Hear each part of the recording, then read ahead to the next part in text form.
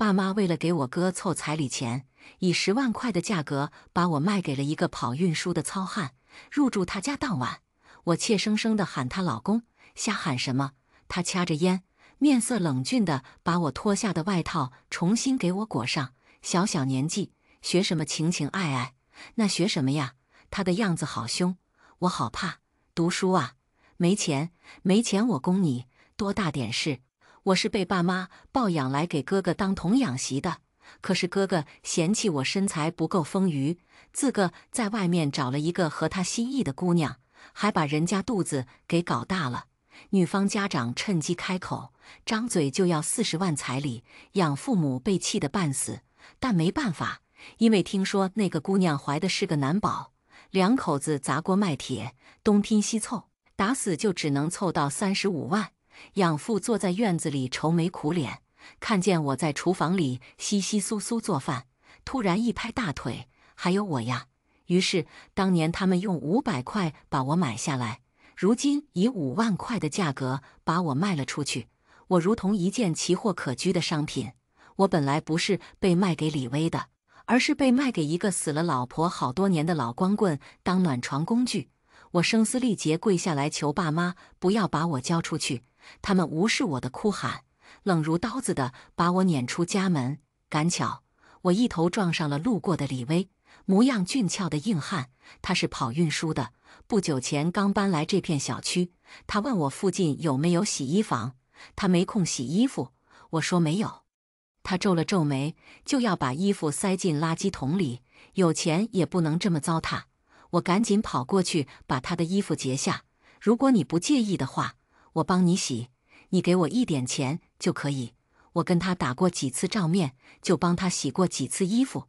此刻我满脸泪痕地躲在他身后，揪着他的衣角，哀求：“哥哥，帮帮我！”兴许是他看我可怜，花了2倍的价格把我从养父母手里买下。养父母的嘴角咧到了脑后根：“以后你就是他的人了，你的生活费和学费都跟我们没关系。”养母凉薄地说完话，数着前门一关，把我像丢垃圾一样撵给了李薇。李薇着急去办事，我就跟在他身后。他察觉到我，挥了挥手：“你回家去吧。”他买下我，心思却没那些男人般龌龊。我摇了摇头，闷不吭声地跟着他。我不想回去，养父母是什么样的人，我太了解了。一个和他们没血缘关系的女娃，他们恨不得把我的血狠狠吸干再榨干。绕了几条街，终于李薇不耐烦地停下脚步：“你不要像跟屁虫一样跟着我，我是一个血气方刚的成年男性，比你父母更危险。”炎炎夏日，汗水和泪水混杂在一起，肌肤湿漉黏腻。良久，我抬起头看他，忍住喉间的哽咽：“你能不能收留我呀？我别无去处了。”面对一个陌生人的善举，我咬着牙下赌注：“收留你。”李薇沉吟，修长的影子笼罩在我头顶。我狂点头。灿烂的骄阳光刺得我睁不开眼。行啊。李薇缄默了一会，黢黑的脸上浮现一抹吊儿郎当的笑意：“我没老婆，那你给我当老婆呗？”“不愿意呀。”“那就算了。”“我愿意。”见他要走，我立马喊住他，生怕下一秒他就反悔。他呆滞了，没想到我竟真的答应。可我的人生已经没有退路了，至少李薇还是个像模像样的年轻男人。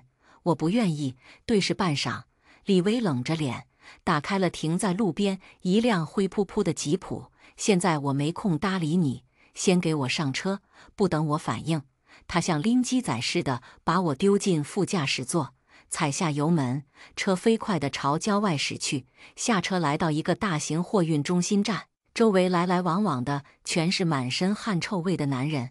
我一个女娃娃突兀地出现在这里，显得格格不入。不怀好意的目光在我身上色气流连。看什么看？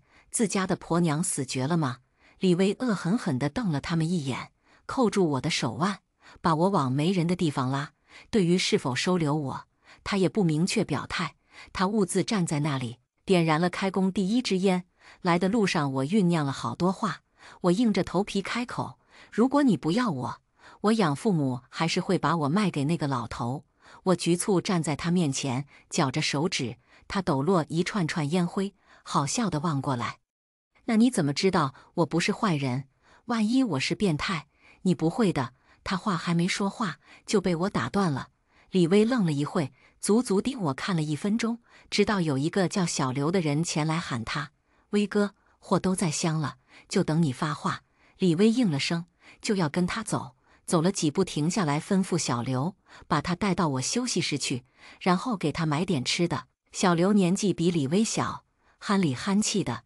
他挠了挠头，买什么吃的？你姐不是有女儿吗？小孩子喜欢吃的都给他买点。什么娃哈哈？我刚说我不是小孩，也不爱喝娃哈哈。他蓦地转身叮嘱我，别乱跑，就在这里给我待着。他的意思是愿意。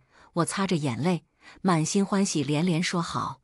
李薇一忙就是一整天，夕阳划破天际的时候，我才听见他回来的声音。休息室外面一群男人谈笑风生。威哥，这批货要是顺利通过海关，打通欧洲市场，可不是要发了。李薇笑骂：“就你这点出息，还早着呢。”他们的笑声在看到坐在李薇的老板椅上喝着旺仔牛奶的我后戛然而止。这是谁家的奶娃娃？长得那么水灵。一个浑身腱子肉的男人色迷迷地走过来，想要摸我的脸，还没触碰到我，就被李薇一脚踹翻在地。我的人，敢碰，我剁了你！随后他走过来，问我饿不饿。你的人。腱子男揉着酸痛的屁股，仰天长啸：“威哥，你有女人，居然瞒着跟你出生入死的兄弟，这不厚道啊！”避开那群壮汉，李薇把我往门口带，拽里拽气。我就算是当爹了，你也管不着。李薇护犊子的样子引来众人的哄笑。呦呦呦，威哥开窍，喜欢女人了，都给我闭嘴！李薇磨着后槽牙，呼声警告：再敢嘴碎，这个月的工资甭想要了。提到钱，一个个整齐划一的在嘴边做了拉拉链的动作。滑稽的举动让我偷偷捂嘴笑了一下。李薇一个眼神杀过来：“你也想死吗？死在哪里？”不怕死的人开口，眼神在我和李薇身上打转，意有所指。我脸烧成了猴屁股，动都不敢动。货运中心站外面是一条大马路，偶尔有轰隆隆的白色大卡驶过，扬起一阵灰白尘土。李薇在外侧，脚就跟镶了风火轮似的，走得飞快。你能不能走慢点？我在后面低声请求，他才回头看我。怎么了？脚疼？我脚下的鞋子还是养母不要的，不合脚就算了，还摸脚后跟，娇气。他嘴上很嫌弃，却大走过来，让我骑上他的背。我心头惴惴的，盯着他被汗水浸湿的宽大后背。快点！在他的催促下，我小步挪过去，小心翼翼地挨了上去。相贴那一刻，他身子一怔，半天无所动作。我问他怎么了，他黑着脸叫我话不要那么多，不然就把我丢在某个伸手不见五指的山沟沟里。我害怕被丢掉，老老实实的闭上了嘴巴。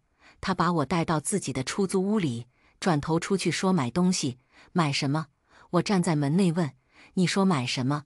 李薇嘴角噙着笑，不怀好意地扫视我一圈。在家准备好，乖乖等我。再不谙世事，对于男人匪里匪气的眼神，女人天生就有敏锐的直觉。我悠悠地低下头，脸红彤彤地说了句好。他就是在逗我。折回去是因为他的下属打电话来说，有一批货出了点问题，得临时加急处理。我等啊等，等到凌晨3点，李薇才风尘仆仆地赶回来。一身汗味的她钻进浴室冲了个凉水澡。她穿着一条大裤衩，擦着湿润的头发，大马金刀往床上一坐。我缩在她床上，把自己裹成一个蚕蛹，怯生生地探出脑袋，喊了一句：“老公！”如遭五雷轰顶，李薇猛地从床上弹起来，惊恐的目光下，她才意识到家里多了一个人。瞥见我含羞带怯的眼神，她惊觉自己半身裸体，上手捂了捂，发现捂不住，干脆把手里的毛巾往我脸上一盖。小孩子，看什么看？我慢慢把毛巾扒拉下来，有些委屈。不是叫我在家乖乖等你吗？李薇快速套好衣服，摸出一根烟点燃，满脸无奈。没叫你这么等。他不知道自己顺口的一句戏弄话，我竟当了真。最后，他转移话题问我今年几岁，读过书没有。我今年周岁满18，刚中考完，刚被养父母收养的时候，他们没照顾好我，让我生了一场大病，因此上学也比同龄人晚了3年。1周前，我在考场痛经着考完了最后一科，养父母断定我考不上，自家宝贝儿子的彩礼又急，所以才18。我操！听见我的年龄，李薇爆了一句粗口，我以为他是在怪我，没想到他下一句就是我特么不是人，这跟拐卖儿童的人贩子有什么分别？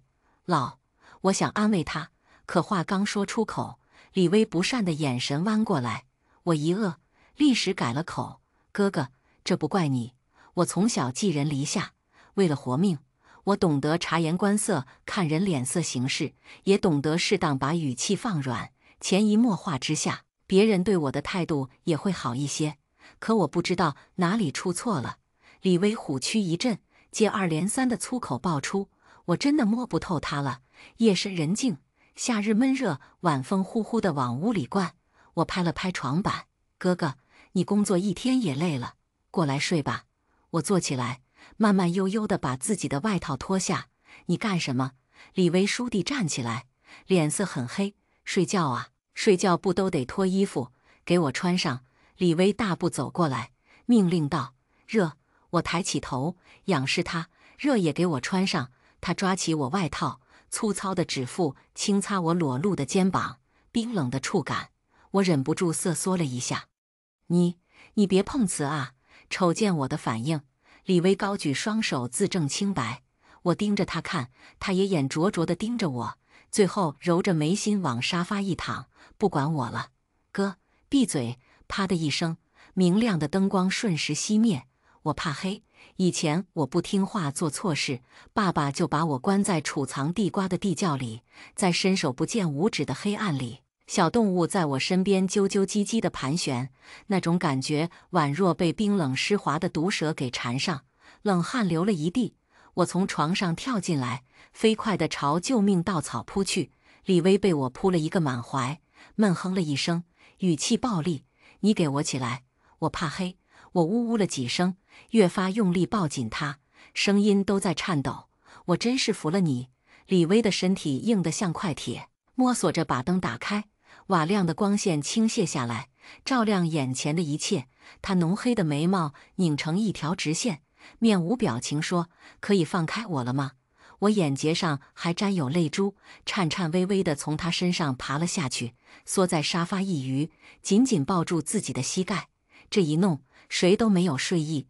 偶尔，我会抬起头偷瞄李薇的反应。她的2条大长腿支在地面上，指尖夹了一根烟，烟雾袅袅。漫长去寂里，她开口：你必须去上学。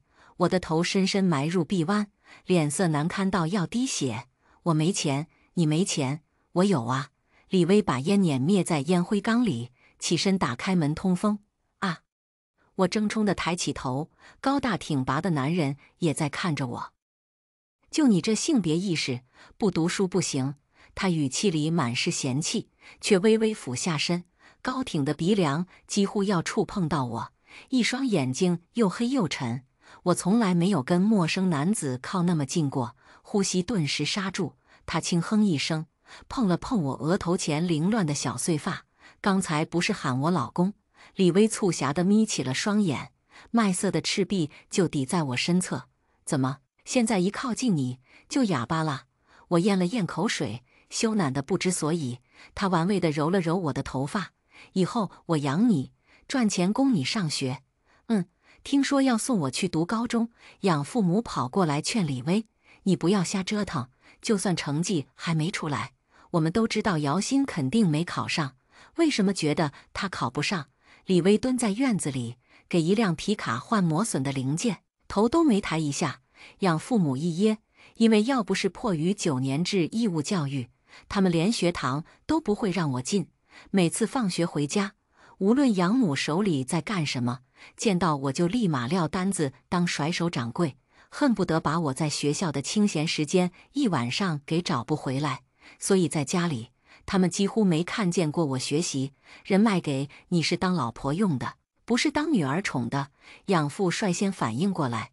再说，女孩子读那么多书，还不如一个肚子顶用。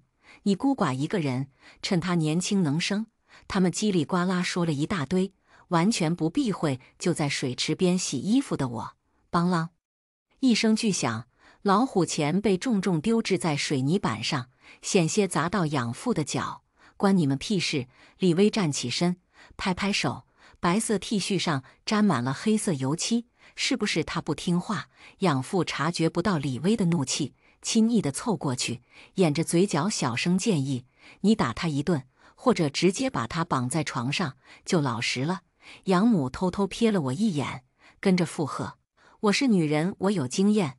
只要你把那婆娘给睡一觉，她以后保准死心塌地的跟你。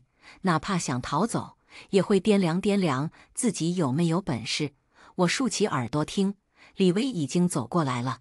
她拔掉套在水龙头上的塑胶水管，指腹往口子上一摁，滋滋啦啦的水声顷刻间浇洒在养父母脸上身上。他们用双手挡住迎面射过来的冷水，鬼哭狼嚎质问李薇发什么神经，清洗东西啊！我院子真脏。李薇啧啧两声，水管头对准了养父母。养父母被气跑了，骂骂咧咧说李薇不知好歹，以前他们就是这样对你的。手上的水管被他随手扔在一边，我跑过去要去捡，却被他擒住了手腕。他垂眸观察我的手，那是一双和同龄女孩细嫩洁白的柔仪截然不同的手，因为常年干活，红肿粗糙破皮。他皱了皱眉，脾气上来，说话：“是的。”我声音低颤，有些自卑地缩回手：“你别看了，衣服还没洗完呢。”几件破衣服扔了就是。李薇强势地把我拉离水池，摁坐在沙发上，厉声警告我别去洗衣服，自个却低着头，在手机上一顿猛操作。不到2小时，一台崭新的智能洗衣机被工人麻溜地搬进卫生间。我蹲在那里，咬着手指头研究。他从卧室里抱了一大沓脏衣服过来，正要全部往里丢时，我瞥见藏在清一色衣服堆里的贴身衣物，想都没想就伸手抽了出来，在他面前扬了扬。贴身衣物要分开洗的。李薇佯装镇定，面不改色地拿了过去，没那么讲究。我不依不饶地从洗衣机里把布料找出来，往外头走去：“我可以帮你洗。”他彻底不淡定了，咆哮一声冲过来，把那布料抢过去藏在身后，硬朗的脸颊爬上可疑的红晕。“我洗，我自己亲自手洗还不成吗？”我想起什么，屁颠颠跑到客厅，东张西望找东西。“找什么？”他的语气说不上好。“你的臭袜子啊！”我弯腰捏起他大到离谱的黑色袜子。臭袜子也不能丢洗衣机，太脏了。知道，我自己手搓。他走过来，抢走我手中的袜子，啰里吧嗦：“把你惯的。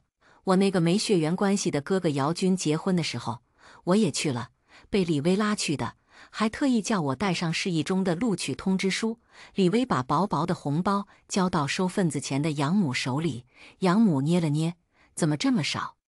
自从李薇以10万块钱把我买过去之后，养父母一直把李薇当容易讹诈的傻子。李薇和我家根本没什么关系，只是住得比较近的邻居，邀请她来也不过是为了她口袋里的钱。少吗？李薇笑意不达眼底，红包里其实有200块，无亲无故的宾客一般都是这个价位，但在养父母看来，他起码也得1000块起步吧，嫌少我就不进去了。说着，李薇作势伸手要把红包给拿回来，到手的钱哪能飞呀？养母眼疾手快把红包塞进裤兜里，毕恭毕敬地请李薇进去。“嘿嘿，来者是客，请进。”我跟在他后面，却被养母拦住，横眉竖目：“你的呢？”我从兜里掏出2个钢镚交到他手里。养母气得半死：“我们家不要你了，吃席必须包红包。”哦，我转身要走，却被李薇喊住：“我叫他这样做的，你有意见？”对于李薇，养父母有种惧怕，可能是担心李薇退货吧。养母嘴角抽了抽，不情不愿地推了我一把：“去，真是闹心！酒足饭饱，眼前这一桌都是左邻右舍的好邻，有人喝了点酒，笑眯眯地对我说：“小妹妹，好有福气哦，要去读高中喽。”养母抱臂哼笑：“就她能考上中专就不错了。刚把她抱过来那会，已经4岁了，连话都说不利索。读了小学，别人都学会加减乘除了，她连1数到100都不会。养父喝着小酒，还不忘贬损我。我看姚鑫挺聪明的，我反正是看好他。说话的是粮油杂货铺的阿叔，前些年他店里的员工偷钱做假账，还是被我发现，追回了阿叔的一大笔损失。你们外人懂什么？他要是聪明有福气，亲生父母会抛弃他吗？养母甩了脸色，往嘴里塞了一块油腻腻的红烧肉，吃的嘴角都是肉末残渣。你就是嫉妒。旁人哈哈大笑。要是姚鑫考上了市一中，前途无量，你就后悔去吧。不可能。养母不以为意，目光落在新娘高高隆起的肚皮上，眉开眼笑道：“要不是把它卖了，我哪里这么快就能拥有宝贝孙子？”养父听完也满心欢喜，就是，赔钱货一个。幸好我有宝贝孙子压压他的晦气。一直没说话的李薇冷不丁地踢翻了旁边的一个蓝色塑料凳，凳子倒塌的声音把桌上的人都吓了一大跳。他虎着脸堵在过道：“行了行了，我的人还轮不到你们说3道4。”说着，他把我藏在口袋里的录取通知书啪的一声放在桌面上。过几日把姚鑫的户口转到我这，我要去给他办升学。养父母瞠目结舌，呆呆地看着我的大名印刷在市一中专属的红色通知单上，嘀咕道：“怎么可能？”街坊邻居很快反应过来，先诚心实意地祝贺我，才对养父母说：“我们都可以作证，是你们自愿放弃姚鑫的抚养权的，以后可不要死皮赖脸粘着姚鑫不放哦，还不快谢谢阿伯阿婆！”李薇笑着提醒我，我朝他们深深鞠了一个躬。以前被养父母惩罚不许吃饭的时候，是他们拿食物填饱了我饥肠辘辘的肚子；被打得皮开肉绽的时候，也是他们给我上的药。我的悲惨，他们都看在眼里。头发鬓白的阿婆把录取通知单郑重地塞回到我手里，眼眶都如湿了。好孩子，好好读书啊！离开这里，走得越远越好。我的人生好像不一样了。我在屋子里心不在焉地收拾上学的衣物，拉上行李箱，便一头栽进被褥里。李薇在外面喊我好几次吃饭，我都没听见。她推门进来，倚在门框上：“怎么了？不想上学？”我从床上爬起，闷闷地来到她面前。我第一次出远门，我害怕，而且我不相信自己能适应大城市的生活，也害怕融入不了同学集体。你在否定你自己。李薇淡淡道，尽管我很不想承认，但事实确实如此。行，那就不去读了。李薇粗鲁地打开我的行李，拿出录取通知单，撕开出一条小裂缝。我猛地冲了过去，死死地护在怀里。她掀起嘴角笑了一声，玩弄我头顶的小呆毛。你不是一个人，我也去那边，真的。我欣喜若狂。工作调动，我只知道李薇是跑运输的。具体干什么的不太清楚，反正他好像挺会赚钱，在我学校周边租了一套2室1厅，价格不便宜。开学之后，我担心的事并没有发生，除了学习稍稍跟不上，我和同学相处的都挺融洽，他们都夸我好看，头发乌黑亮丽，皮肤白皙细嫩，根本不像乡下来的孩子。我摇了摇笔头，对他们说：“是我叔叔把我养得好。”于是他们纷纷转头夸我叔叔是什么神仙家长。李薇大我7岁，我喊他哥哥，他觉得没那个脸面，就叫我唤他叔叔。可是我比较喜欢喊他李薇。那次午休，我就蹲在他面前，眼神描摹他浓密的眉毛、挺翘的高鼻。他生得好看，就是常年在外奔波，皮肤接近小麦色，看起来有点凶。他上班快迟到了，我小心翼翼地喊他叔叔，他就睫毛动了动，没醒。我凑得更近了，对他的脸颊吹了一口热气：“李薇，醒醒，快迟到了。”这句话像什么魔咒，他眼皮一撩，眼神犀利得如同鹰隼，喊我什么？我知道他不开心了，身子后仰，低着头认错。他觉察到自己凶了点，咳了2声，别乱喊，以后在外面只能叫我叔叔，懂了没？放学铃声刚响起，我背起书包，争分夺秒地往外跑。同桌佩奇拉住我的书包带，那么着急干嘛去？回家做饭。我呆呆地转头，抬手遮挡住扎眼的夕阳。啊，你还会做饭呢？佩奇连言都认不出，做饭对他来说跟摘星星同等难度。是啊，是啊，你别耽误我了。我挣脱开他的手，急急地朝校门口跑去。李薇每次给我生活费，还不忘奚落我。瞧你这小身板，狗见了都摇头。一沓100元大钞被塞进我书包里，这些钱是给你买肉吃的，别给我省，也少吃垃圾食品。他教导我要多吃肉才能长身子长脑子，他自个却天天吃泡面，这怎么行？他经常天还没亮就出去，天黑的彻底才回来，劳累成这样，身体怎么受得了？所以我准备去菜市场买菜，做饭给他吃。嘈杂的菜市场里，我直奔肉类区，卖肉的叔叔正在打盹。我喊了几遍，他才睁开眼。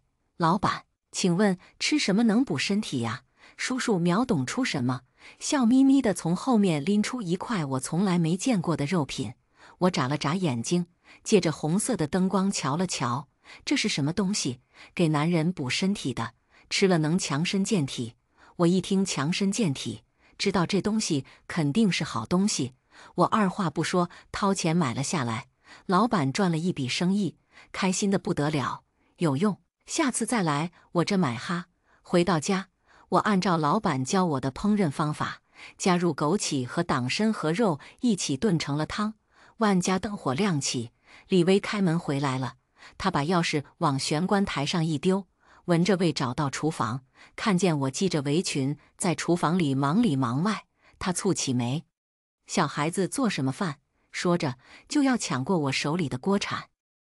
我推了推他，我在养父母家也经常做饭，不会烫伤到自己，你别自作多情。李薇被我推到水池边洗了洗手，故意把手上的水珠弹在我脸上。我擦了擦脸上的水迹，把炖好的汤从锅里端起来。这是什么肉啊？看起来怪怪的。餐桌前，李薇捏着吊羹搅了搅汤中，补身体的。我脱下围裙放在一边，把最后一道食蔬摆上桌。我问你是什么肉？李薇重申，缩着鼻子把汤推远了些。我明白，就像喝中药一样，内服有益，但总是被他难闻的味道劝退。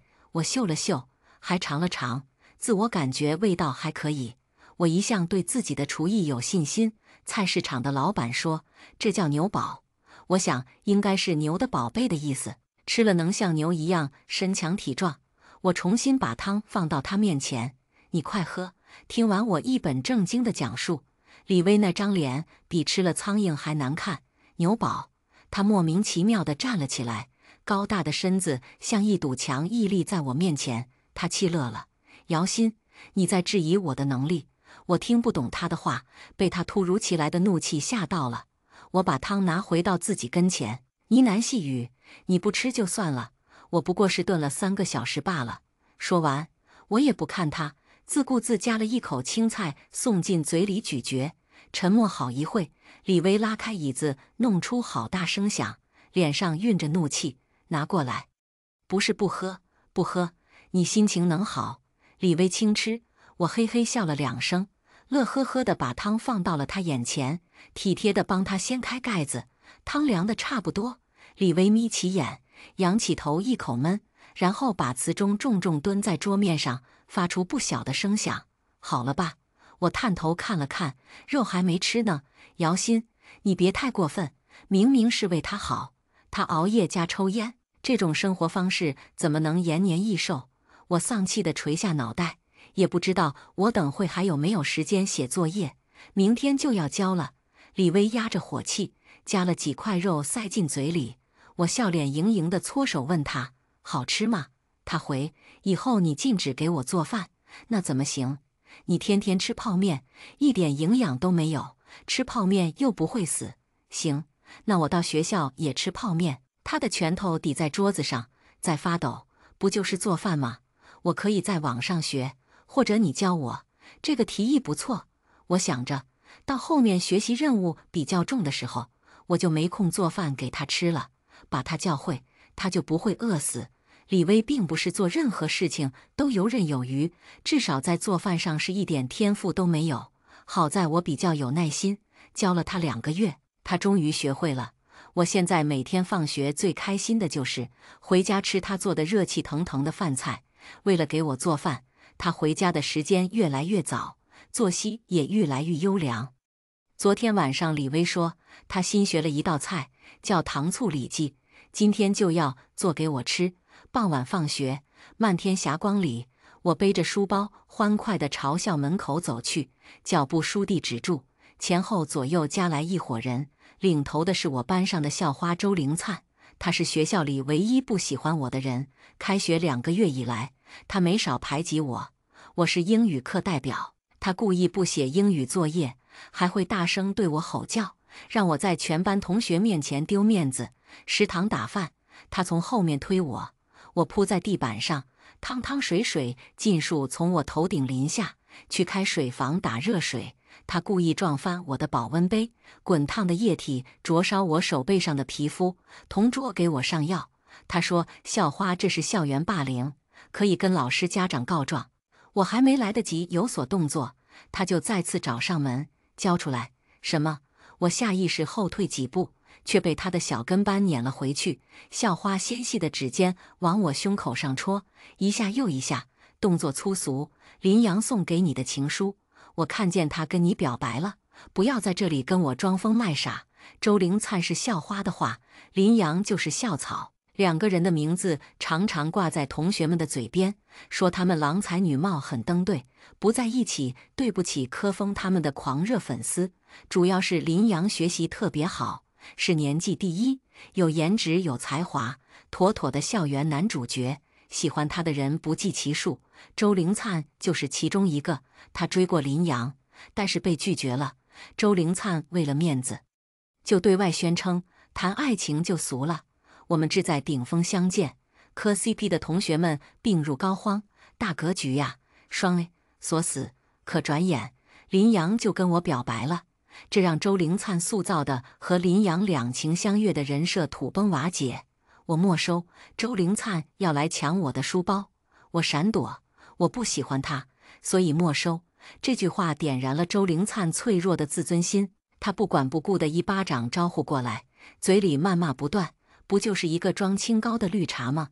在我这里端清纯人设的架子，也不看看我是谁。我嘴角渗出了血，我抹了过去，嫣红血痕已理在脸侧。李薇告诉过我，忍一时若能风平浪静，那么警察迟早给我下岗滚蛋。话糙理不糙，养母是典型的泼妇，虽然学不会她泼妇骂街，但我学会了她顶尖的女人打架技术：扯头发、薅头皮。学校没明令禁止女生剪学生头，周灵灿爱美，头发留到腰际，我伸手拽住她扫帚似的长发，往手臂上缠绕2圈，用力一扯，是发根脱离毛囊的声音。他比我矮1截，我故意伸长脖子，他只能无力地嗷嗷大叫，手掌在半空中胡乱挥舞。杵着干什么？上来帮我呀！周灵灿睚眦欲裂地朝那群小跟班怒吼。女人打架好可怕，周姐，我还是帮你叫老师吧。小跟班都是初中部不学无术的小男生，第一次看女孩子打架，算是开了眼。一个个溜得比什么都快，叫到办公室里。我和周灵灿排排站着，她头发乱蓬蓬的像个疯婆子，她艰险地递了我一眼，开始倒打一耙。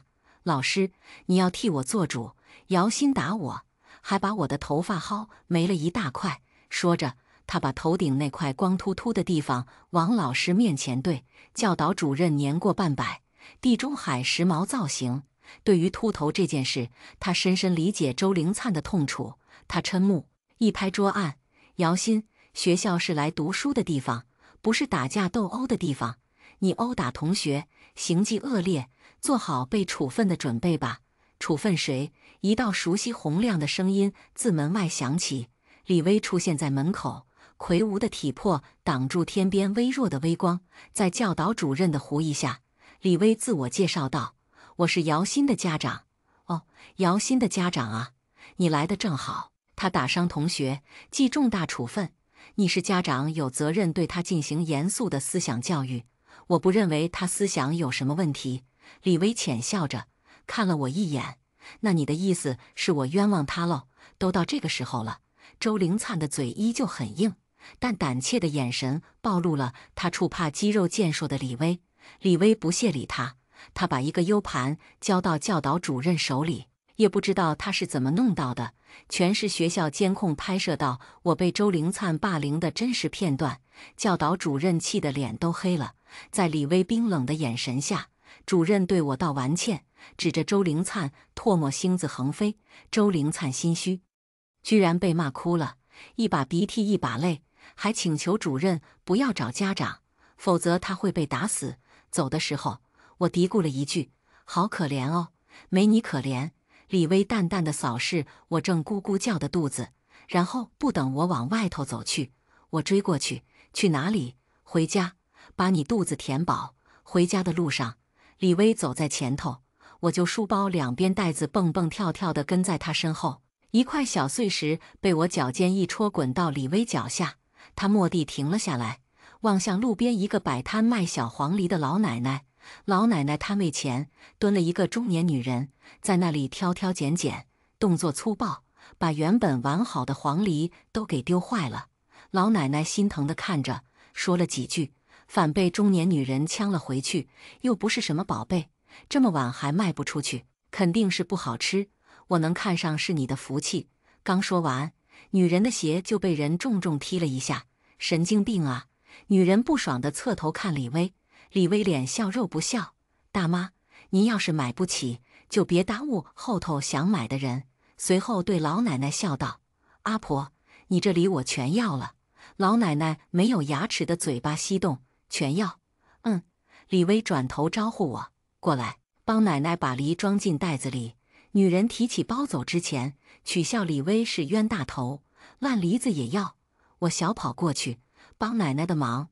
老奶奶拿起一个长了毛的梨子，不好意思地说：“这个扔掉吧。”我阻止她：“奶奶，您看错了，您的梨子都是好的，你全称起来，给我们算钱。”李薇目光望向我，给我竖了一个大拇指。我点点头：“彼此彼此。”其实我是跟她学的，记得有一次也是这样，一起在路边散步回家。天桥那边有一对夫妇，双眼无神地举着牌子，牌子上是一张3岁大的女孩躺在病床上插着管子的照片。女孩生了很严重的病，急需用钱。路过的行人只匆匆瞥了一眼，就收回了目光。相比同情他人的苦难来说，行人更愿意相信那些人是骗子。但李薇自然地路过那边，从兜里掏出一张票子，往那个纸盒子放去。等走远了，我扯扯他的衣角，问他：“你不怕他们是骗子啊？”他嗤笑：“爷钱多，爱怎么造就怎么造。”我想，他更愿意相信世上的好人比坏人多一点。梨子被李薇接过去，甩在肩膀上，沉甸甸的果子一点没压弯他直挺挺的脊背。厨房里，李薇把凉掉的菜热了一遍。我规矩地吃着饭，却被他用筷子敲了一下头。我傻乎乎盯着他：“干嘛？痛？还知道痛啊？”李薇脱下围裙，在我对面坐下。他第一次欺负你的时候，你就应该告诉我。那段时间我看你很忙，我不想给你增添负担。从小到大，养母经常对我说：“姚鑫，你最好乖乖听话，惹麻烦的孩子是会被父母抛弃的。”我害怕被抛弃，你不是我的负担。李薇软了语气，无声一叹：“那我是你的什么呀？”李薇今天才25岁，可训诫我总是老气横秋的模样，我觉得有点好笑。祖宗行了吧？李薇去了我一眼，夹起一块鱼肉在我碗里，给我吃饭，别问那些有的没的。哦，我埋头吃饭，悄咪咪地抬头瞧他，被他发现，又要来敲我头，再不老实，寒假我送你去补习班。后来我真去了，高一上半学期结束，期末考试我考得不尽如人意，主要是因为大城市的教学进度实在太快了，而且那些能跟上节奏的学霸，皆是上过补习班，提前学了高中知识的。我脑子再好，基础薄弱的话，一切等于白搭。李薇盯着我的成绩单，眉头拧成山丘。我以为你是能考上清华的好料子，没想到是进野鸡大学的废料。李薇对我好是好，损我也是不留情面。那你连野鸡大学都没上过呢？偶尔，我胆子大到会顶上那么一句。你说什么？李薇咬牙切齿。有本事你再说一遍。不敢。为了惩罚我，物理、数学、化学补习班通通给我报上。我被数理化折磨得叫苦不迭。他推开门，放了一杯热牛奶在书桌上，语气难得轻柔。既然有学习的潜质，那就一定不要吃没学历的亏，懂吗？他瞳孔倒映着暖黄的灯光，眼神飘渺。我似懂非懂地点了点头。为了不辜负李薇的期望，我卖命似的学习。空暇时间，我不是泡在学校的图书馆，就是在去补习班的路上。同桌佩奇看不下去了，他怕我学死，一下课就凶狠地把我摁在层层叠叠的试卷上。姚鑫，你给我睡会。终于，高一结束，文理分班，我进了理科平均分最高的班级，班级45名同学，我是最后一名，但我很满意。学习本就是进阶的过程，欲速则不达。我和林阳成为了同班同学，他曾经给我送过情书的事，没几个人知道。刨去他莽撞的告白行为，他是一个值得深交的朋友。他温和千里，被我拒绝，他还跟我说对不起，造成了我的困扰。所以，当他这个有礼貌的学霸提出能否跟我做同桌的时候，我几乎没犹豫就答应了。我没别的想法，就是他学习好的话，能引领我进步。物理力学题不懂问他，数学应用题不懂问他，化学方程式不懂问他。他好有耐心，我的成绩也跟着我愉悦的情绪蹭蹭直上。因为有他在，省下了不少补习班的钱，就像天上掉馅饼似的，我高兴死了。献宝班在李薇面前提林阳，叔，我觉得林阳是我的伯乐，我这匹千里马被赏识了。李薇敲着二郎腿，闲散地倚在沙发上看球赛。球赛正是打到白热化的关键时候，他却没像往常那般激动呐喊助威。我喝着香蕉牛奶，坐过去，喋喋不休。叔，你说怎么会有逗的男孩子啊？我上课打了个喷嚏，你猜他怎么说？李薇动了动腿，没吱声，视线一直在屏幕上。我回忆起当天的画面，扑哧一下笑出声。他说抱歉，我看到你鼻涕泡了，还叫我不要尴尬，纯属是他的错，他不该乱看的，哈哈哈。你说他是不是很可爱？全程都是我在自娱自乐。李薇始终没什么表情，我伸手戳了戳他的胳膊，叔，你发表个意见。发表屁个意见！他突然站起身，摸着脸把电视剧关了。咦，球赛不是没结束吗？你怎么不看了？我咬着牛奶的吸管，眨了眨眼睛。聒噪，没意思。我合理怀疑他是在说我聒噪。可是以前我内向交不到朋友的时候，是他鼓励我说话的呀。他往卧室里走，我看见他手机还落在沙发上，好心提醒他，叔，你别喊我叔。李薇气急败坏地转身，眉毛拧成一条直线。我没那么老。随后他抓起手机，砰的一声把门给关上了。男人心，海底针。话说他为什么不会担心我早恋？家长都挺担心的呀。他拉着拖鞋走到他卧室房门口，敲了敲。他暴躁的音线透过门板传来，有屁快放。我想了想，还是开口，你为什么不会担心我会和林阳谈恋爱呀？屋内静悄悄的，一点动静都没有。睡着了吗？我刚要把耳朵贴到门板上，门从里面被打开了，猝不及防，我一个趔趄扑了进去。李薇眼疾手快地卡住了我的颈喉，整天搬运货物的手劲特别大，捏着我脆弱的血管，我脸涨得通红，小命岌岌可危。李薇神色一凛，立马松了手。你鬼鬼祟祟在我门口干嘛？我弯腰剧烈咳嗽，他大手在我背上轻轻拍抚。我说：“你不怕我跟林阳交朋友吗？”这个交朋友，我说的委婉了，他听得懂。你敢和他交，我打死他，不打死我，照理他应该会打死我的。他特别希望我能考上个好大学，然后赚钱替他养老送终。毕竟他在我身上的投资不能白白打水漂啊。沉默半晌，他把我撵了出去，甩上门。你打死我得了，一墙之隔。他的声音犹如风烛残年的老人家。高三上学期快结束的时候，林阳选我当他知识竞赛的搭档。这项知识竞赛是省级的，如若能获取名次，可以给高考加分。我提心吊胆了1个月，托他的福，我同他一起站在了光荣的颁奖台上。结束后，我乐颠颠地托他去我家吃饭，他拘谨推辞，小脸被太阳晒得通红。不了，去你家多不好意思呀，不感谢你。我才不好意思。我问他是不是哥们，是就别扭扭捏捏，大方一点跟我走。我把林阳带回了家，李薇在厨房磨刀剁排骨，捯饬了半天，也没见到他从厨房里端出一个菜来。招呼林阳先吃水果看电视。我跑进厨房一看，李薇已经把排骨剁成排骨碎末了，是可以做饺子馅的程度。你不说要做硬菜煲汤给我补身体的吗？那你也没提前说，把那小子带回来呀。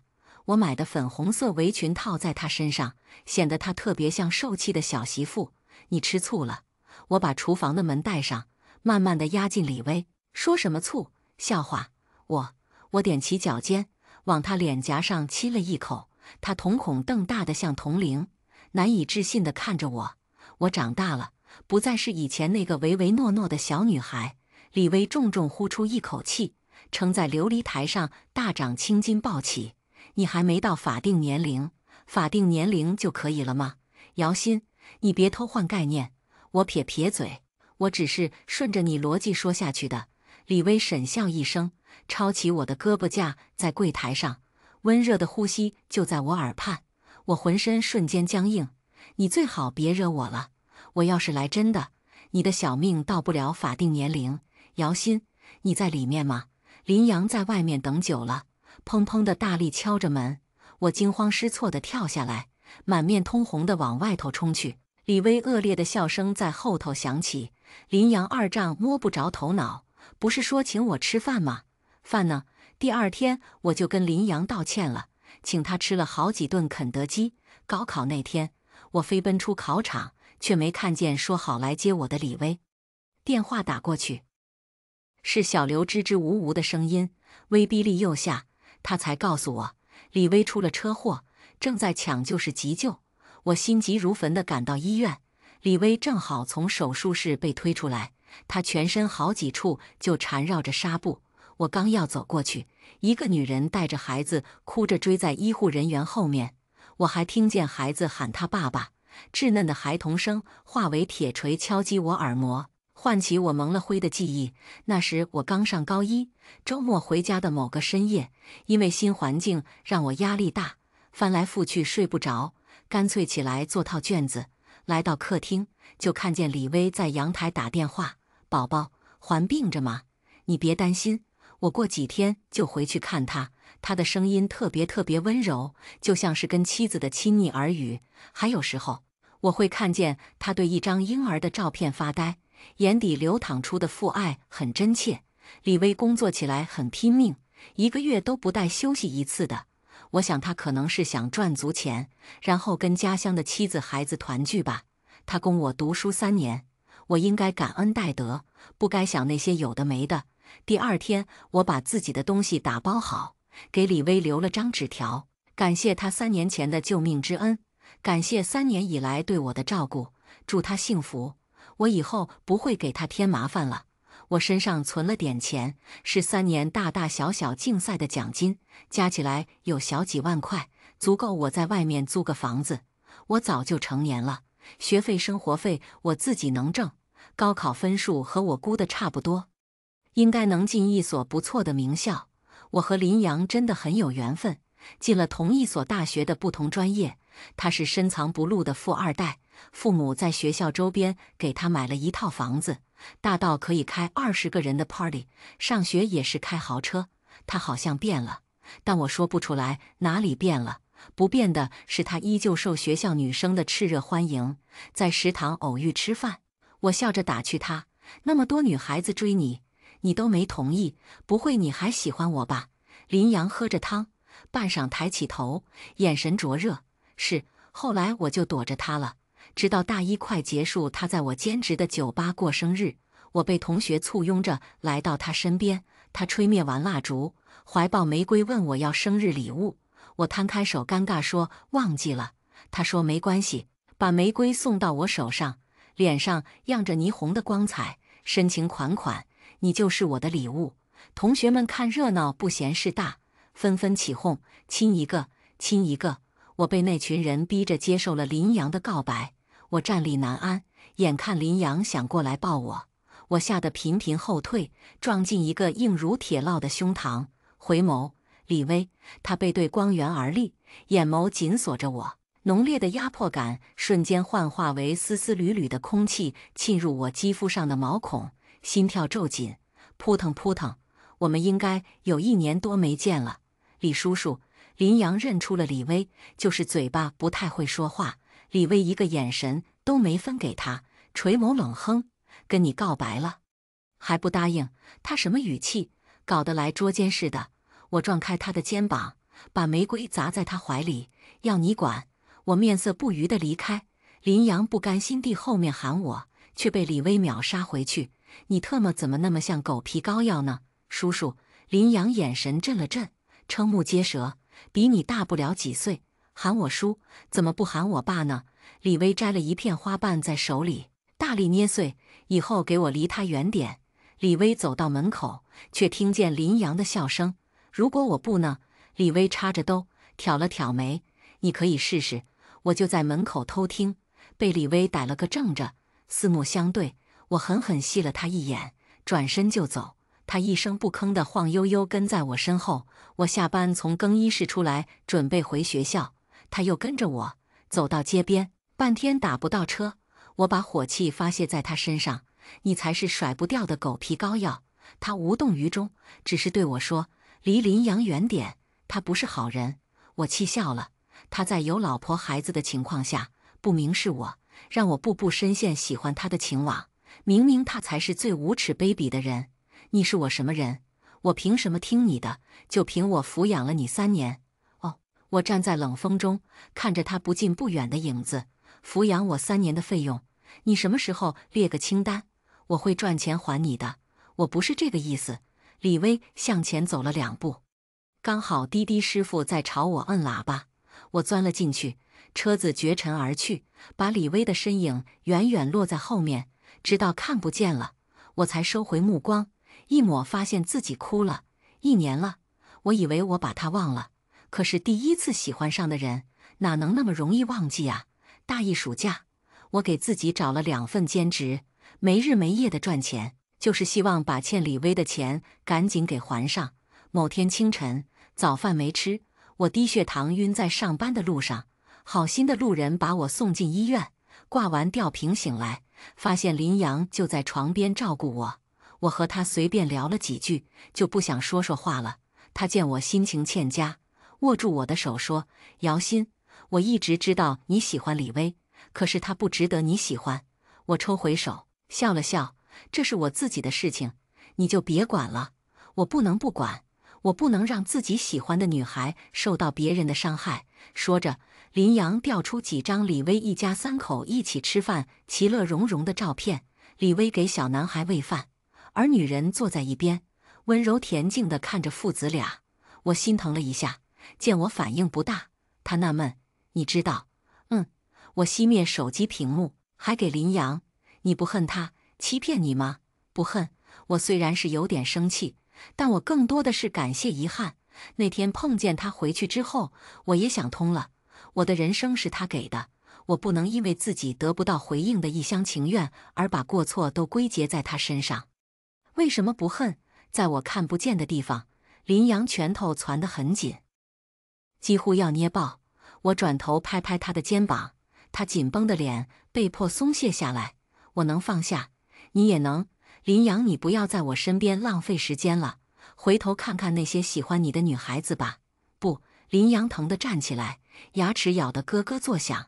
姚鑫，我喜欢你4年了，我夜夜梦里想的都是你，为什么你就是不肯给我个机会？愤愤的声音让病房其他家属好奇地看了过来。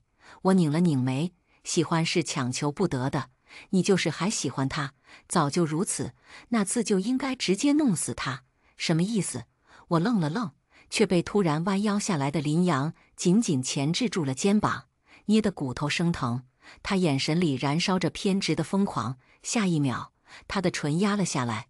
我骇然地偏过去，他在我脖子上乱啃乱咬，我惊叫出声，一道阴影压了过来。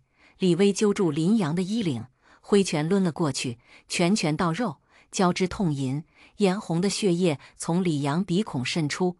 我连滚带爬地抱住李薇的大腿。好了好了，在医院里不要把人给打死了。林阳死气沉沉地躺在地板上，盯着李薇，竟悠悠笑了起来。你死定了，我要送你去吃牢饭。李薇怒气未消，青黑的脸上溢出一声蔑笑。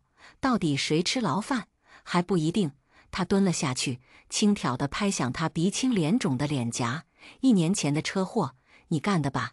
听到这句话，林阳瞳孔猛缩，惊异不定。林阳被医护人员用担架抬走了，而我被李薇抱回了床上。我缩在被子里，瑟瑟发抖。李薇侧身躺下，把我揉在怀里，温声安抚：是不是被他吓到了？乖，我在这里，没事的。我抬起红彤彤的眼睛看他，大声斥责：我是被你吓到了，你要是把他打死了怎么办？打死就坐牢呗。李薇无所谓的态度让我火冒三丈。你要是坐牢了，你老婆和儿子怎么办？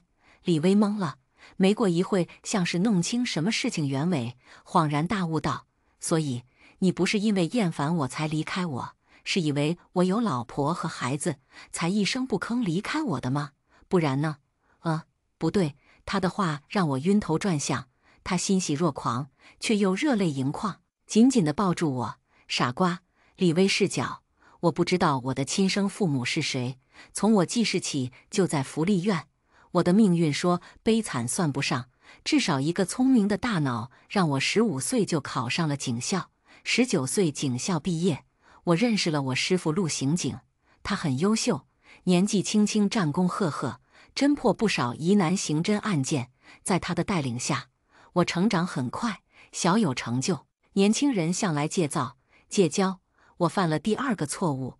过于顺利的人生下，我狂妄自满，师父屡次敦劝我抓那个狡猾的歹徒急不得，我没听信。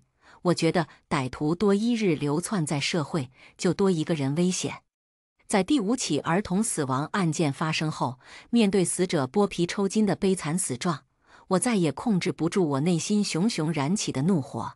我信誓旦旦打包票，根据追踪到的线索，独自潜伏在歹徒的藏身之所，等他回来，就将他擒拿归案。刚愎自用的结果是，我险些被歹徒枪杀，子弹擦着我的太阳穴而过，击穿了师傅的额心。他扯我躲过了那枚1000米每秒的枪弹，自己却永恒倒在了荣耀辉煌的30岁。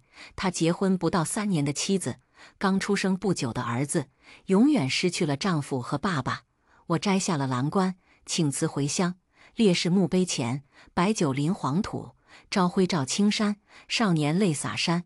我跪在他发妻面前，希望他打我骂我，可他没有，如师傅那般亲人忠厚，抱着襁褓中的婴儿抚摸我的头发。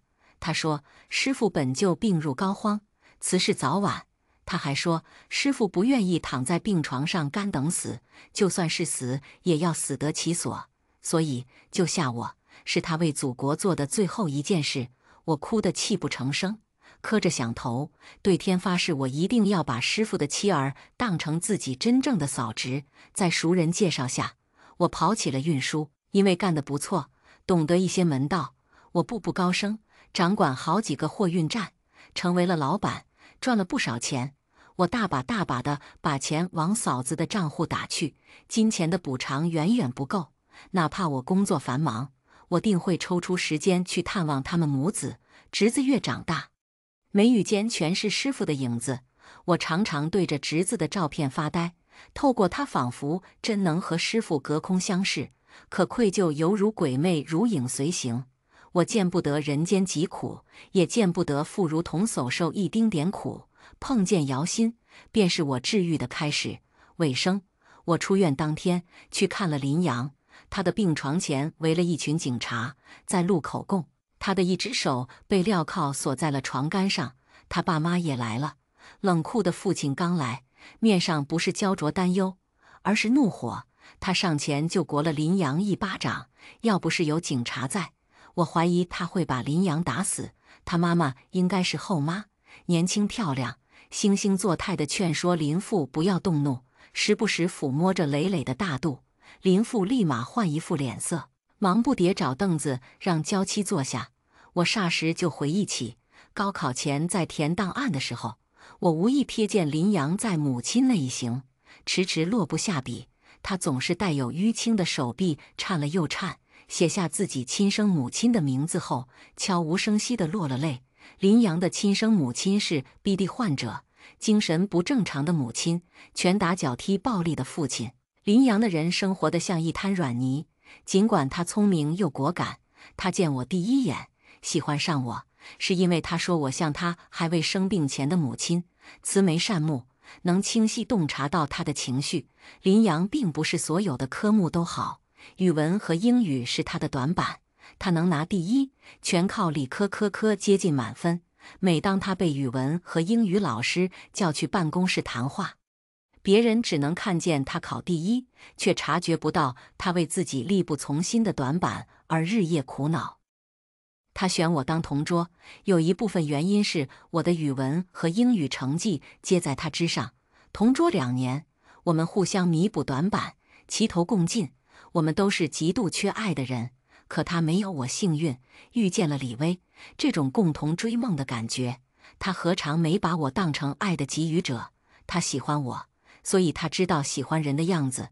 带他回家吃饭那次，他一眼看穿我和李薇之间的暗流涌动。那天他在我家客厅，电视机在播放什么他听不到，他心头是无法宣泄的嫉妒，唇被咬出血。他隐忍着敲响了厨房的门，看见我不寻常的脸色，那一刻他被遗传的精神因子彻底爆发。李薇盯着我暴露出的爱意，林阳恨不得立马冲上去撕下他的脸皮。林阳通过他父亲的人脉，收买了李薇货运站下一个好吃懒做且财迷心窍的修车匠。其实林阳是下达了死命令，如果不是李薇车技过硬，换作寻常人恐怕命丧当场。看什么？李薇冷不丁出现在身后，捂住了我的眼睛。我吓得气喘了一声，拍开他的手，在人来人往的医院过道里，我直接撩开了他的衣服。李薇想要阻止已经不及了，他闭了闭眼，艰涩道：“别看，会吓到你的。”他的腰蔓延至其周有一条10厘米长的狰狞疤痕，这个地方曾经扎进过一大块破碎玻璃。我上手轻轻抚摸，却被他摁住。我抬头：“你在医院昏迷了半年，为什么不跟我说呀？”他的脑部受到过重创，在医院躺了半年，醒来后又留院观察许久。我曾经抱怨过李薇，为什么我不辞而别，他竟一点都不动容，哪怕是打个电话询问我在哪里，住的地方安不安全也好啊。到头来却惊觉是自己过于冷血，没去医院看过他一次。这些谁告诉你的？我扬了扬刚挂断不久的小刘的电话。李薇挑了一侧眉，笑骂：“胆真肥，回去就收拾他。”你发现我不见之后什么反应？李薇把我塞进了他新买的车子里，帮我系上安全带后，我抱住他硬邦邦的赤壁，快疯了。李薇低头自嘲，可他们都不让我出院，我就硬生生的熬。我声音发闷：“是我任性了，对不起。”道什么歉？是我没跟你讲清楚。李薇指腹勾了勾我鼻子，却让我鼻头发酸的厉害。他是一个不会把苦难宣之于口、负能量广而传之的人。况且那时候我还没够格知悉他的过往。我不是不愿意告诉你，只是我害怕我在你心中高大美好的形象就此幻灭。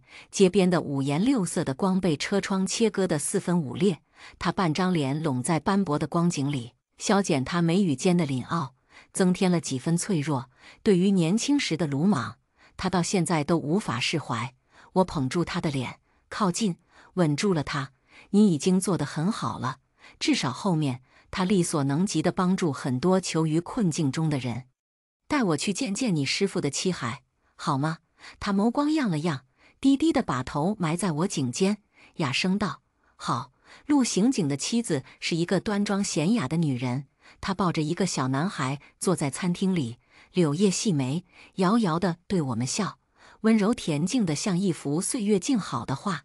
小男孩看见李薇，洒脱地从女人腿上滑了下去，张开手臂喊他爸爸。李薇弯腰把小家伙抱起，女人不好意思地走过来，对我先打了招呼：你是小薇的女朋友吧？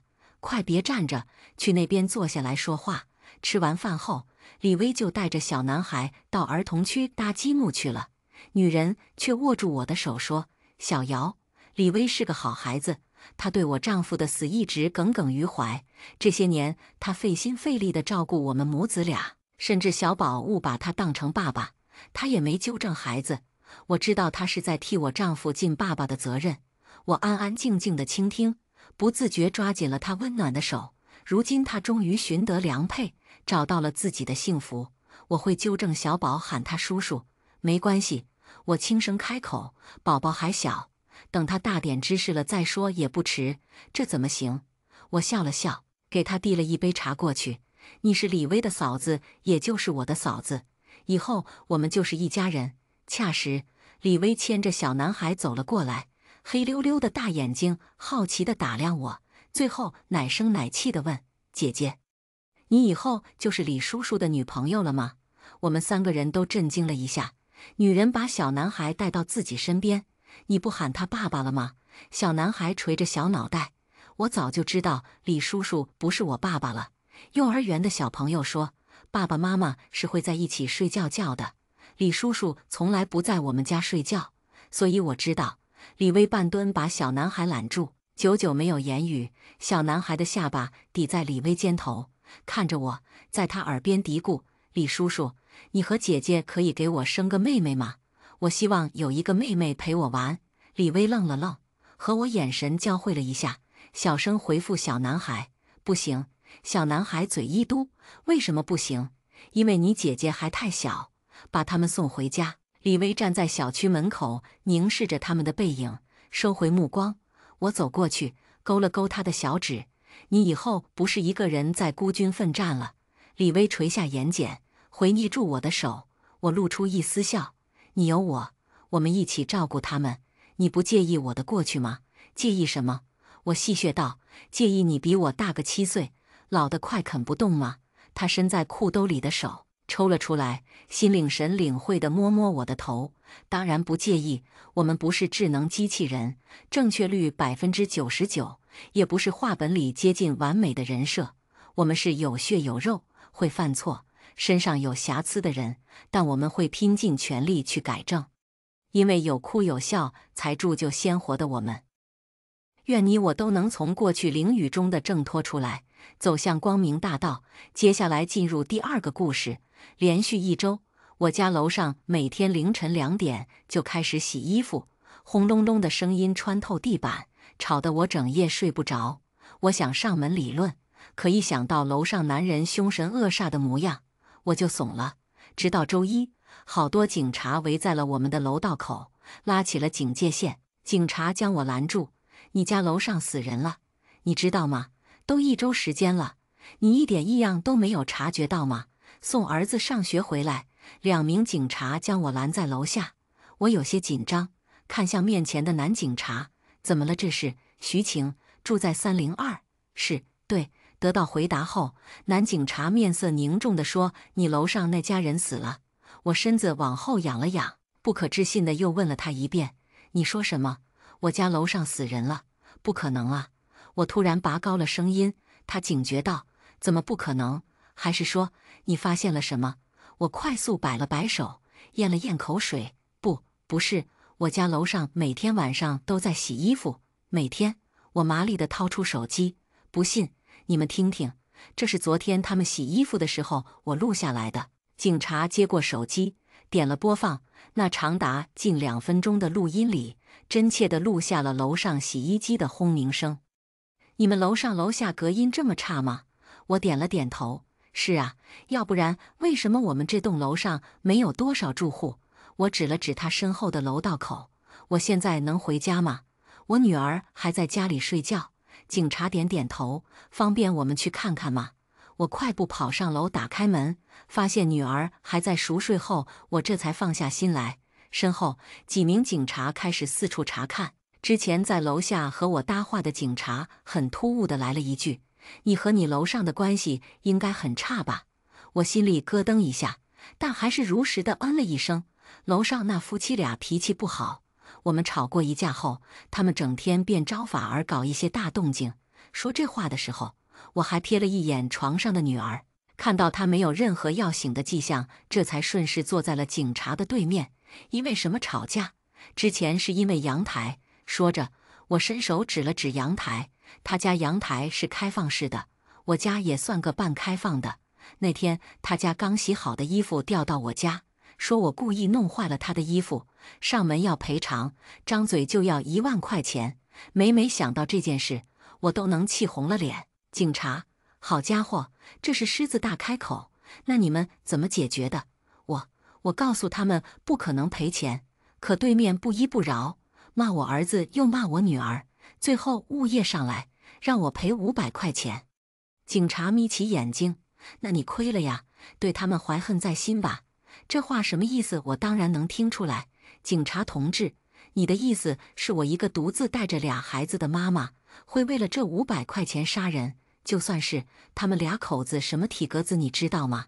这下他没说话，只是默默地看着我。我叹了口气，说实话，那件事之后，他们2口子就开始报复我，每天都会制造噪音，而且是在深夜。之前半夜是在楼上打麻将，给我们阳台扔垃圾。说到这的时候，我有些愤愤不平地冲到了阳台。你看，这里面都是烟头，之前还有零食袋子、外卖盒子，还有各种套，挂在我儿子女儿的衣服上。现在我哪里还敢给阳台挂衣服啊？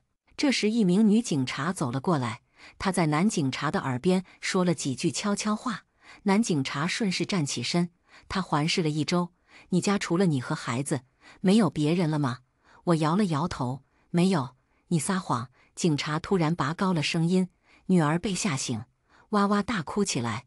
我顾不得其他，赶紧冲回卧室抱起了女儿。也是这时候，我发现卧室里的衣柜被打开了。我一只手抱着女儿，一只手开始找尿不湿。全部弄好之后，女儿终于不哭了，可我却累出了满头大汗。警察指了指衣柜，你说你家平时就你们3个，那这里面的衣服你怎么解释？还有这些补品和鞋子都是谁的？我半张着嘴，这是我婆婆的。你婆婆呢？前段时间死了。说出这句话之后，气氛变得古怪起来。我慌乱解释，我婆婆是猝死的，真的。我可以找当初的医院下的死亡通知书给你们看。警察，猝死，因为什么？照顾孩子太累了还是什么？我屏住了呼吸，可眼泪还是不自觉地掉了下来。警察，说说为什么？我拍了拍女儿，又腾出手擦了一把眼泪。她身体不好，我生完孩子后，她太劳累，没有熬过去。一旁的女警察给我递来一张纸，你老公呢？我吸溜了2下鼻子，他在外面打工。我现在这样子也不能出去工作，这不，里里外外都靠着他一个人。男警察又在卧室走了几步，最后抬头看向一旁的阳台，他若有所思，将视线放在我女儿身上。孩子还小，你整晚睡不好吧？我抖动着孩子，然后回答，是，顾完小的，还要看大的。你说楼上这2口子每天都制造噪音？我点头说是，每到半夜，他们家都开始制造各种声音。实话和你们讲吧，要是我真有能力，我肯定会弄死他们。因为情绪激动，我整张脸连带着脖子都涨红了。2名警察悄声说了2句话：“男警察，基本情况我们也了解的差不多了，后续还有什么问题，我们还会再找你。”眼看人要走，我赶紧放下女儿，将人送到门口。门快关上的那一瞬间，男警察突然伸手拦了一下：“还没问你是干什么的？”我没工作。见我有些发呆，他又很轻快地笑了一声：“我不是这个意思，我是想问，之前在你没有生孩子的时候，干什么工作的？我以前是在饭店后厨当下手的，现在偶尔有空闲了会卖麻辣烫。”男警察点点头，走了。门关上的那一刻，我整个身子都在抖，身体靠在门框上，滑落到了地上。刚才警察说这家人死了1周的时间了，那么每天晚上听到的洗衣机的声音是什么？想到这里，我快速拉开门将下了1层楼的警察喊住：“我每天晚上都能听到他们家在洗衣服，要不然你们排查一下他们家的出水量吧。”男警察：“好，谢谢你提供的这些消息。”一整个上午，我都心绪不宁。警察在楼道里跑上跑下，整栋楼都热闹了起来。小区一共有8栋楼，我们这栋住的人最少，全楼上下只有4户人家。因为这栋楼之前有个老太太被儿子虐待，穿着红衣服跳楼死了。紧接着1周时间不到，一个高3的准高考生因为压力太大，也选择跳楼自杀。自那之后，楼里的住户开始陆续卖房搬走，大家都忌讳这些，可穷人例外。如此便宜的房子，对我一个想在城里落户的穷人，就是一个极大的诱惑。想到这里，我突然想给外地打工的老公打去一个电话，只是手机还没有掏出来，门铃又响了。透过猫眼，我看到门外鬼鬼祟祟的201业主。打开门之后，他迫不及待地进来：“徐晴，警察来你家没有？”“来了。”“到底怎么一回事啊？楼上怎么会死呢？”张平朝着地面啐了一口：“他俩早该死了。”“哼，要是让我知道是哪个好人替天行道，我肯定要重礼酬谢。”我示意他小点声：“警察还没走呢，你别乱说话。”楼上的402业主是我们整栋楼里面的共敌。他家媳妇胡搅蛮缠的能力我们都见识过，就因为有一次张平和他媳妇一起上楼，他媳妇当时手里提了东西，张平没有帮忙，就被这2口子追着骂了1年。我家门上都是他们的唾沫星子，死了活该。说到这里，他像是想到了什么：“我今天起得早，警察来的时候我看到了，你知道那俩死得多惨吗？”我摇了摇头。张平突然压低了声音，身上一点肉都没有，全是骨头架子。他啧啧2声：“就2颗头还在。”这话听得我心里直发慌。这么恐怖吗？张平猛拍了自己大腿：“可不嘛，以后接送小鹏小心一点。不过该说不说，这杀人犯杀得好，早他妈该弄死这俩玩意了。”说话间，他还碰了碰我的胳膊：“你咋不笑呢？按理说，你更希望他们死啊。”这话一出，我心乱如麻。行了，特殊时期，我可不想被警察抓进去问话呢。你回去吧。看我这架势，张平无谓地咂巴了2下嘴，讪讪一笑，关门离开。这俩人结怨的人实在是太多，我们4户人家，他们和3家都有怨气，再加上刚才张平说他们死得很惨，我已经联想到了杀他们的人对他们有多大的仇了。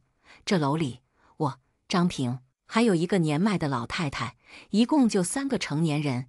还不等我陷入思考，电话打过来了。“喂，老公。”听到熟悉的声音，我没忍住哭了出来。我现在在回去的路上，别哭了，晴晴。儿子和女儿都没事吧？你回来了。我惊呼出声。看来警察今天没有传唤我，是等着我老公回来，还有半个小时下高铁。挂了电话之后，我开始满屋子打转，折腾下来，满头大汗，可手和脚还是冰凉的。儿子被接回来之后，就乖乖坐在沙发上看电视。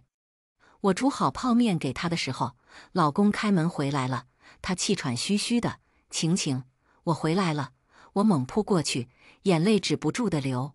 他拍着我的背：“没事，别怕，我回来了。”就在我准备和他倾诉的时候，2名警察跟了进来。我有些害怕的往老公怀里缩了缩。男警察大步走了过来，或许是看到孩子还在，他凑到了我耳边：“跟我们走一趟吧。”我身子一僵：“是例行问话吗？警察，你心里知道。”我捏紧拳头。老公自知这趟是必须去，有些担忧地看着我。妮妮的奶粉在柜子上，床头柜抽屉里面有她的安抚奶嘴。9点让小鹏睡觉。交代完毕后，我跟着警察上了车。路上，我知道了他的姓名，戴伟。他看着我：“知道为什么大半夜喊你来吗？”我怔愣了几秒：“因为楼上死了，我是犯罪嫌疑人。”“是，也不是，因为我们怀疑他们夫妻2人的死和你有关。”他突然拔高了声音，眼神死死地盯着我。我身子抖得更厉害了。我没有，因为紧张，我说话都有些语无伦次。我没有，我怎么会杀人呢？我还有孩子需要照顾。可我为自己的辩解还没有结束，他就让我闭嘴了。到了警局，我被带去了问询室，灯光打在我脸上，刺得我眼睛都有些睁不开。戴伟，说说吧，怎么杀死王博？棕妞妞的，我的身子被禁锢在凳子上。你说我杀人，仅仅因为我们发生过口角，就确定他们的死是我干的吗？我情绪有些失控，冲他大喊：“这俩口子在外什么名声？你们警察打听一下就知道吧。他们外面多少仇人，凭什么认定是我？”戴伟沉着脸，他将一个黑色的东西掏出来。现在人压力多大呀？有的因为3、5块钱都可以杀人，他们夫妻俩对你可是精神折磨，这不就是动机吗？照你这么说，只要和他吵过架的都是凶手了。可他却好像胜券在握，晃了晃那黑色东西。你和他们俩口子的积怨，没有你说的这么简单吧？我瞪大双眼，这是什么？录音笔？他没说话，只是将那东西打开。随着一阵嘈杂声过后，我和张平的对话竟然从里面清楚地传了出来。白天的时候，他竟然偷偷在我家放了录音笔。戴伟，和我们说说吧。我狂躁起来，说什么？我没什么可说的。对方丝毫不慌，不紧不慢道：“说你婆婆到底是因为什么死的？”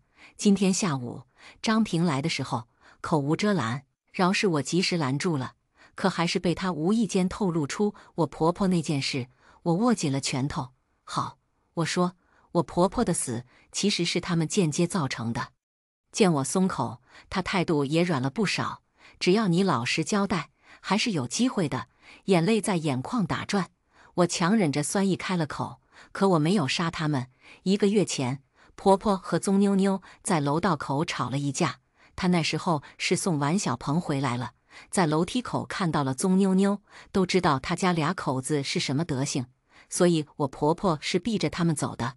可千小心万小心，棕妞妞还是将我婆婆拦住。你家是不是很喜欢占便宜呀？上次那件衣服的事处理结果她不满意。”我婆婆一听也来了怒气，当即和她掰扯起来，再加上每天他们故意制造的噪音，我婆婆压不住火气：“你们每天这样折腾我们家是有小孩的呀，整晚的哭，你知道吗？你还有良心吗？”婆婆的话惹怒了她，她一把将我婆婆推到了地上。等我听到楼下不对劲，透过窗户往下看的时候，已经晚了。我婆婆有心脏病，等我下楼的时候已经死了。听我说完，戴伟问：“为什么不报警？”“报警？医院都说了是猝死，报警有用吗？而且我老公也不让报警。”一句话让本来靠在椅子上的戴伟瞬间坐直了。“你老公不让报警，那可是他妈，他竟然不追究？”我摇了摇头，我不知道。看着戴伟，仅凭这个，你就觉得是我杀了人吗？戴伟拍了一把桌子，告诉你，张平现在就在你旁边接受审讯，还有什么你赶紧如实交代。我皱起了眉头，剩下的你们都知道了。他们夫妻俩各种找我麻烦，我不是还让你听录音了吗？没有直接证据的话，你是不是应该放我走？我虽然没读过几年书，但这些常识还是知道的。警察在没有证据的情况下，只能留我24小时。你们要做的是查找真凶，而不是抓一个无辜的母亲。我抬头和戴伟对视了一眼，他说：“你们小区有监控，楼道里没有，一共就你们几户人家，你们的嫌疑最大，没有外人进出。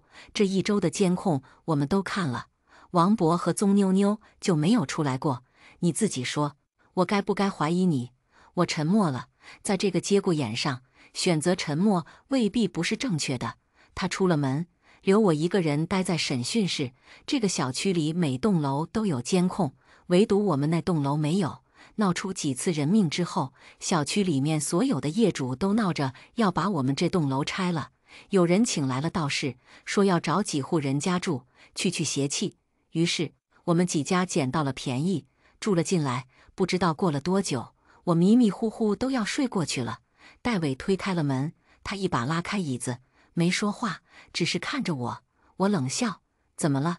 你这是找到新的证据了？”他摇了摇头：“没有，只不过我发现了几个疑问。”他掏出一大叠照片，这张是王博家的门口，技术科说在他们脚垫下面有压过钥匙的痕迹，这就意味着他们家的钥匙谁都可以拿到。我觉得莫名其妙。你想说什么？我拿了他们家钥匙吗？我怎么会知道那脚垫下面会有钥匙呢？戴伟挥了挥手：“你别激动啊，听我慢慢说。你们楼道的墙新刷了吧？”“嗯。”“怎么了？”“这也是小区里面让的。小区物业最近确实在修缮小区，其中也包括我们这栋楼。经过一夏天的暴晒，外面的墙皮都脱落了。其他楼的业主都觉得这样的老破楼影响了小区的容貌，纷纷闹。最后物业无奈找了师傅来粉刷。难道这也有问题？”“没有问题。”戴伟就像是随意地说了2件事，可我知道他的每一句话都是陷阱。我打起了12分的精神来应对。好，我们再回到最原始的问题上面。根据我的调查，你小女儿进过医院，惊吓过度。我的情绪瞬间被他点燃。是那俩畜生干的。我不再压抑自己的情绪，肆无忌惮地骂了起来。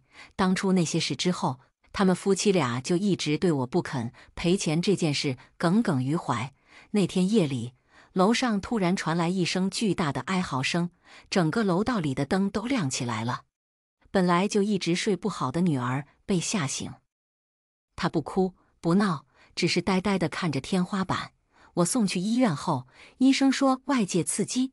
谈及到女儿的事情后，我控制不住自己，开始拍桌子。身后的2名警察按住我的肩膀后，我才逐渐缓和。事后我就买了婴儿专用的耳塞。我抬头哭着问戴伟：“你也知道，我很无奈吧？我从小无父无母，认识老公后才算是有了家人。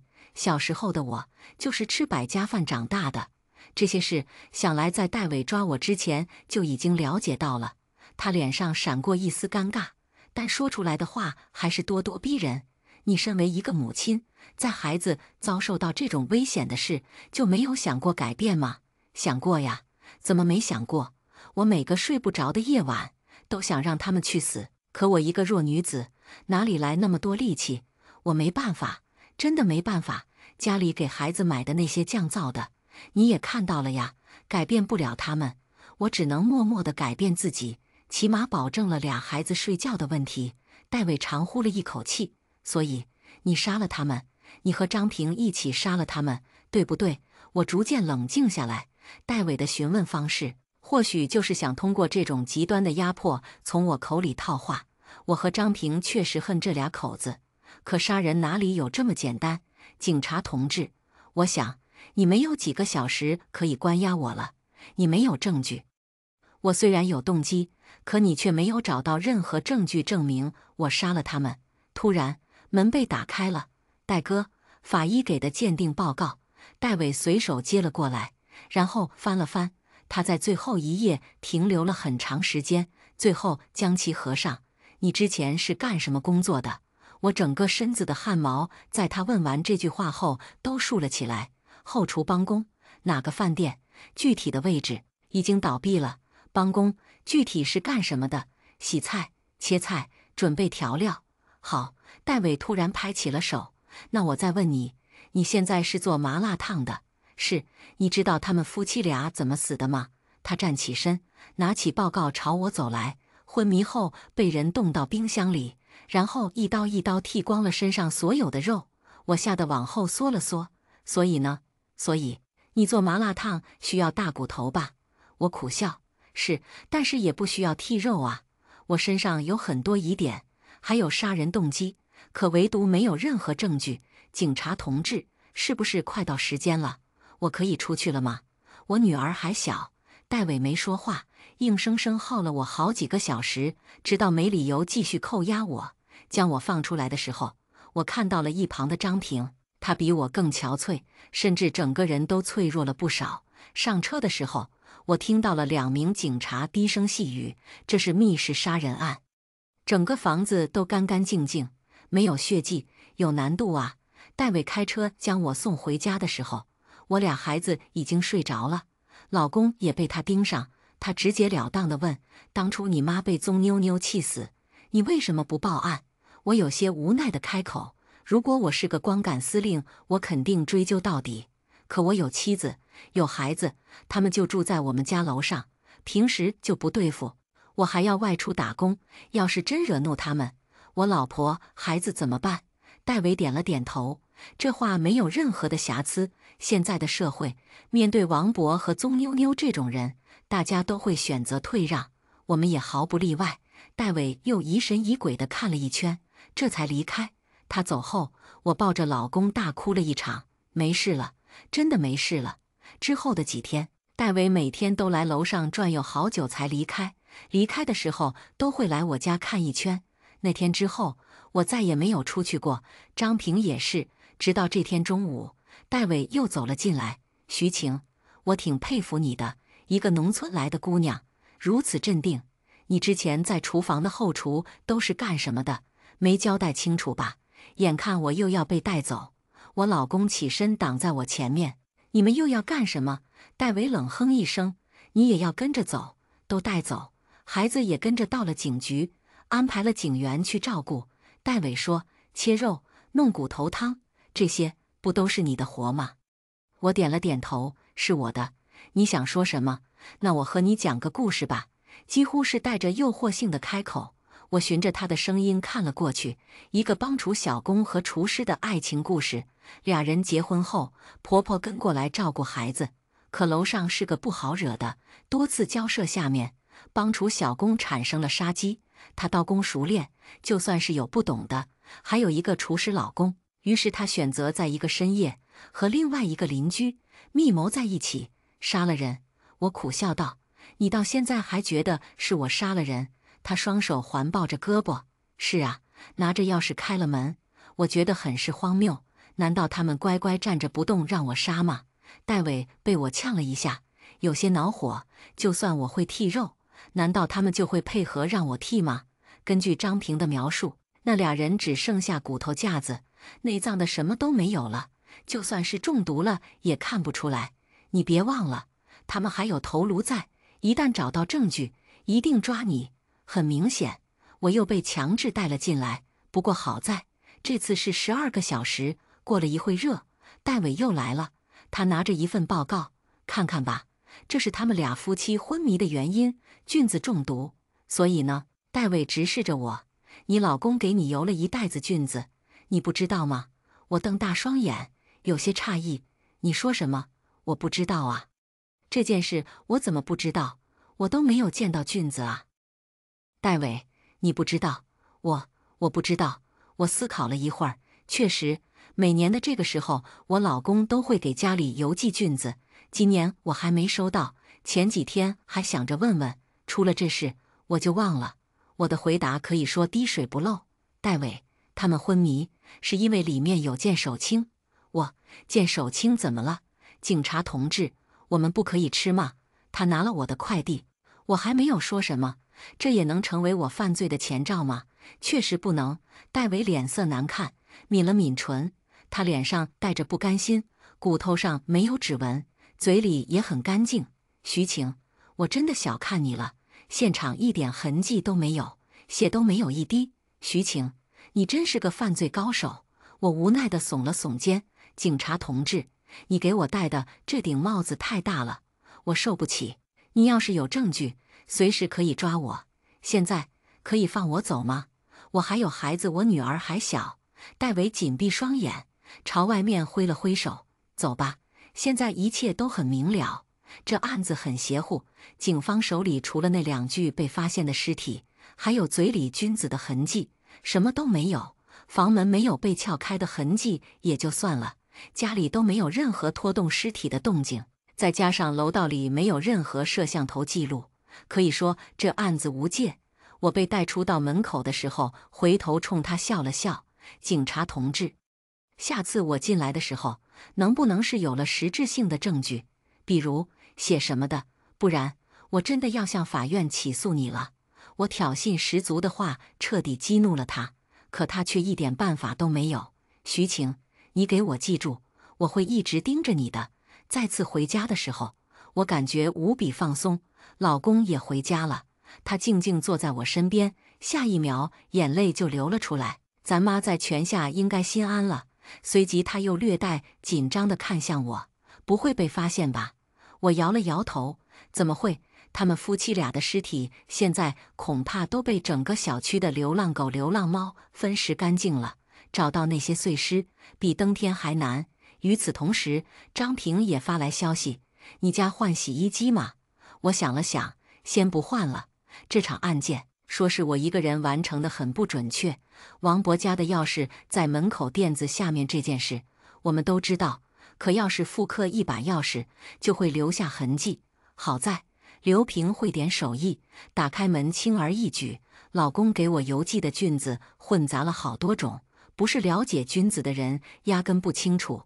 我透过猫眼看到宗妞妞那张贪婪的脸，她拿起我的包裹，快步上楼。于上钩后的当晚，我确定楼上没了动静，就和张平开门进去。王博和宗妞妞虚弱地躺在地上，用眼神求我们帮忙，他们连说话的力气都没有。我和张平直接将宗妞妞拖到了洗衣机里面。随着机器的搅动，在漆黑的夜晚显得格外动听。血和碎肉流了很多，我们将提前买好的大袋子铺在地上，小心翼翼地将尸体放在上面，然后又对地上的王博一样的处理方式。张平拿出我家的洗衣机内桶，然后重新装到了这上面，接出来的血液一盆又一盆通过水管灌入马桶里面。我则是耐心地跪在地上剔肉，整整1夜，我汗流浃背，3个晚上我才将身上的所有肉全部剃光。这段时间，王博家里的洗衣机甚至都没有停下来过，里面洗的全部是我们的衣服。肉被我放在高压锅炖好之后，我做成了肉泥，运出去。这些肉也不是什么问题，我处理得很小心，地面上一滴血都没有，没有任何的痕迹。只是那被换下来的洗衣机内桶现在被放在了我家洗衣机里面。这段时间，我时不时地丢一些不穿的衣服洗。那天女警察翻出我婆婆的衣服，其实是我刚洗好的，仔细闻还能闻到香味。1个月后，张平买了新的洗衣机。徐晴，旧的给你用。搬运的过程中，1楼的李奶奶出来了。慢点，磕了碰了的，不知道重新刷漆很贵吗？这话一出，我起了一身冷汗。搬运洗衣机的时候，难免留下痕迹，只是当晚楼道太过昏暗，第2天我想处理的时候，却被告知重新刷墙了。李奶奶似笑非笑地看着我，孩子这几天睡得好不好？